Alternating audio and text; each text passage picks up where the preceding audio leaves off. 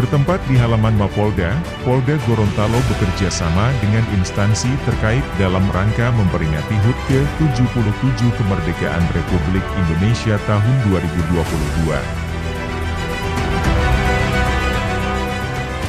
Pada kesempatan tersebut dihadiri oleh seluruh Forkopimda Provinsi Gorontalo dan pejabat utama Polda Gorontalo.